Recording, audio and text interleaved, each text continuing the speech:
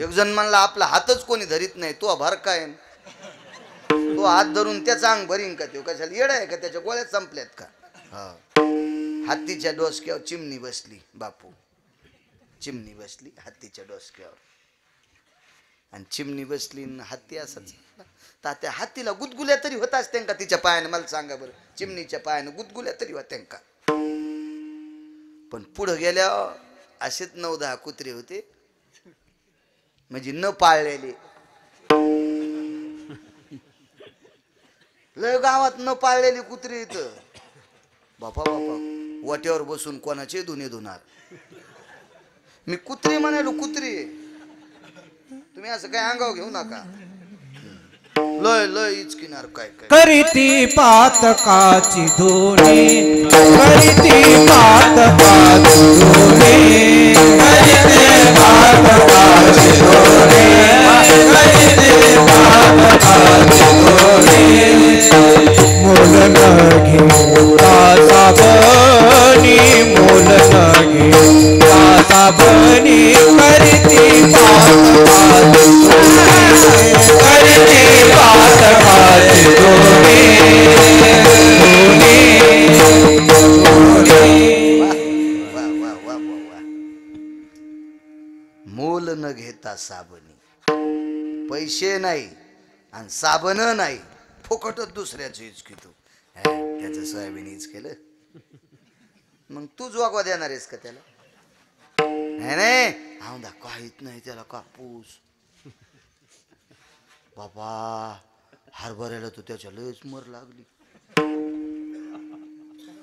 पण त्याचं 9 गुंठे इकलं तर तू चट जात्या सगळं ते इकत घेते, आणि तू त्याचं कशाला वर पडायला? लोयत नाद हो काय कळलं, लोयत नाद. त्याच्यात भितडाची माती घेऊन दात घासीतून त्याचं इचकितून, म्हणजे मातुड पण नाही याच्या इथं दातड घासायला, आणि त्याला म्हणतो त्याचं इचकलं राव. सुबड्या हे असे न पाळलेले कुत्रे हत्तीला 9-10 भुकू लागले, आणि चिमणी हत्तीच्या डोसक्यावर बसली. म्हणली दादा तुला काही कळतं का रे? हत्तीला म्हणली दादा तुला काही कळतं का रे? ते म्हणला काय झालं जिजी? ते बी मोठं होतं ना, तेला जिजी म्हणलं. मोठी माणसं लय हिशोबात बोलत असते, हा वचवच नसते बोलत मग ती माणसं. काय ग जिजी? बाई आणि बाया तुला काय रे दादा? आणि पायनं लगे आरो तुरच पाय चिमणी. जिजी म्हणलं की असं वाटलं की हिला वाटलं मी याची आजीच काय. आणि काय दादा वाचा वाचा वाचा 10 कुत्रे भुकायलेत. ते म्हणला जिजी भुकू दे ना, भुकू दे ना, भुकू दे ना. आणि काय येड्यावानी तू हान्न द्यायला? ते म्हणला जिजी मी नुसती अशी सोंड फिरली ना तर कुत्र्याचा पोत्रा होईल. हाड राहीन का कुत्र्याचं? पण मग काऊन फिरीनस? ते म्हणला कशामुळे फिरू? ते मला डसतच नाहीत, कारण कुत्रे हत्तीला डसतच नसते, आणि जे कुत्रे हत्तीला डसलं ते बोचरं होतंय. त्याच्यामुळे कुत्रं नुसतं वाव वाव वाव. भुंकोनिया स्वान लागे हत्ती पाठी, होऊन हिमपुटी दुःख पावे. नैवम गिरगावकर लिखितम, नैवम गांजा कसम लिखितम. हे का नालायकान लिहिलंय का? मोठी माणसं नादीत लागत नाहीत, अद्याप नाही, ती मोठीच असते तर मोठीच असते. कानुराज कशाला नादी लाग? दाब इकून दाब, नाही तर इकून दाब. शिवजीनं पाठीले म्हणून तुझ्या पाय पडो, आणि इथं आल्यावर जर शंकेचं गठुडं तुझ्या अंगात येत असेल तर कानुराज काय करतील? सगळं अंग भिजलं, हो, झालं कोरडं, हो. डोळे उघडून पाहिले, सगळ्या अंगाचा कुष्ठ गेला डॉक्टर साहेब. तितक्याच जागेतून वास येत होता. कान्होराज म्हणले काय मिळेल? मी इथं दाबून धरलं होतं, पाय धरले इतकं नीट करा. ते म्हणले आता होत नाही, आता नाही होत, माफ करा म्हणले. करा नीट करा, इतकं नीट करा. संत संत असते. कान्होराज म्हणले नीट होईन, पण ज्यानं तुम्हाला माझ्याकडे पाठिलं त्याला जाऊन सांगा मी तिथेही बेईमानी केली, मग नीट होईन. मग काशीला गेले. काशीला विश्वनाथाकडं, भगवान शिवजीकडं लोटांगण घातलं. प्रभू सगळं अंग दुरुस्त झालं, इतकंच राहिलं. भगवान म्हणले असं नाही होणार, कान्होराजांची ताकद आहे. कान्होराजा शरीर लय पवित्र होतं. कान्होराज म्हणजे ज्ञानोबरायाच्या आधीचे संत. हो, ज्ञानोबरायाला खांद्यावर घेतलेली संत कान्होराज. काय साक्षात्कार असेल नाना. ज्या साधूच्या खांद्यावर ज्ञानोबराय बसले त्याचं शरीर किती पवित्र असेल. ज्ञानियांचे राजे ज्ञानोबराय, योग्यांची माऊली, साधकांचे मायबाप. महाराज भिंत चालवायची ताकद, रेड्याच्या मुखातून वेद वदवायची ताकद, पाठीवर मांडे भाजायची ताकद. काय काय काय लिहिता महाराज. आणि त्या ज्ञानोबरायला कडे खांद्यावर खेळवलेले कान्होराज. त्यांच्या शिरापतीचं कीर्तन त्यांच्याकडे असायचं. एकदा एका सरदारांना एक जण लावून दिलं. लय माणसं पेटून देणार हो. ज्याचं बरं चाललं का तो कशानंच आखडत नसला ना मग त्याच्या अंगावर शंकेचे दगड टाकते. शंकेचे दगड टाकते. आता हे लाईट कोणतेच बटन दाबलं जर बंद नाही झाला ना, हरामखोराला नाही पटला लोक त्याला दगड आणते, फोडून बंद करते. नालायकच ना. एखादा नाही आखाडा, त्याची प्रसिद्धी, त्याचं वैभव, त्याचा मान, त्याचा सन्मान नाही आवडला की मग शंकेचे दगड त्याच्या अंगावर फेकणार. शंकेचे. इतकी माणसं चित्र.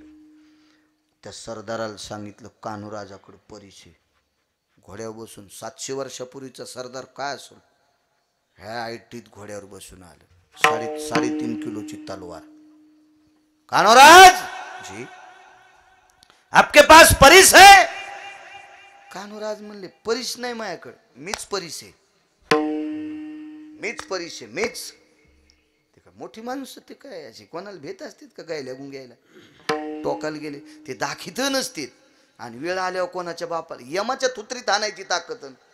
ते का भेणारा महात्मा आहे का? मीच परिस आहे. आता जरा उंच भाषेत बोलल्यामुळे याच्या नाकात वारं घुसलं सरदाराच्या. डॉक्टर साहेब उपशिली तलवार. खोसू द्या तुमच्या पोटात. ते म्हणले पोटात कशामुळे खुपसायची? परिशन तुमचं शरीर. मग खुपशिल्यावर काय करायची? तुम्हाला फक्त मी परिस आहे का नाही या लोखंडाचं सोनं हो इतकंच पाहायचं ना. मग फक्त मॅनीतून बाहेर काढी, उतरू नका न खाली. कशाला बेजार होता? थांबा. आणि बोट लावलं तलवारीच्या पात्याला तर 3.5 किलोची तलवार सोन्याची. सरदार उगच येड्यावानी काचकुऱ्या लागल्यावानीच अंग खाजीत गेलं. ज्यांनी स्पर्श केल्यावर लोखंडाचं सोनं होतं ती त्वचा किती पवित्र असेल.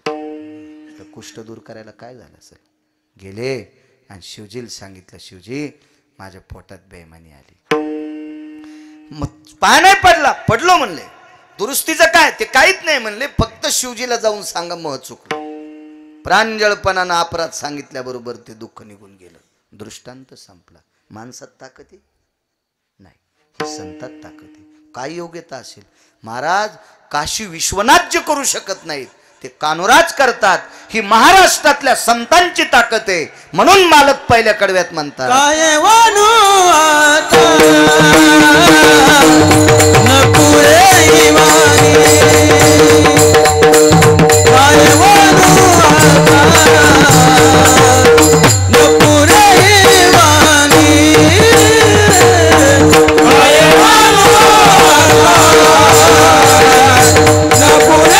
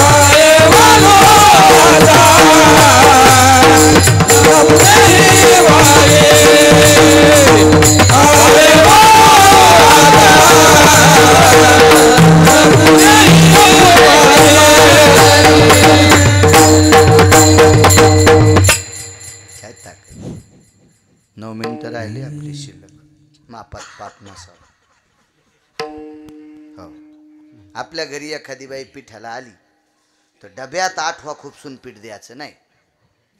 असं करून का होईना पण द्यायचं. हो, शिगा आली पाहिजे त्याला, असं उधळून का देईन पण दे. मापात पाप नको. थंडी आहे, लांबून लोक आलेत बिचारे, परगावून आलेले हातवरी करा बरं. बाहेर गावचे, इथले नाही. बर वा, रोज येतात का? ते म्हणतील कुधांड्याचे भाऊ आगाऊ काम झालं. आलो तू ऐकायला, तर तुला काय करायचं बाकीचे येऊन घेणं देणं. राजे हो, 5 कोटीचं दुकान आहे, गिराईक नाही, काय करता? दुकानदाराचा देव गिराईक आहे आणि वक्त्याचा देव तुम्ही येत. गिरगावकरांनी किती अभ्यास केला असेल ते चुलीत जाऊ द्या, पण त्याचं मानणारे श्रोते तुम्ही आमचे देव आहेत. आम्ही तुमच्यामुळे चांगले दिसतो. तुम्ही नसल्यावर कुठं काय नदीत कीर्तन सांगेल कमी. प्रभू तुम्ही महेशाची मूर्ती, शिवजी आहात तुम्ही.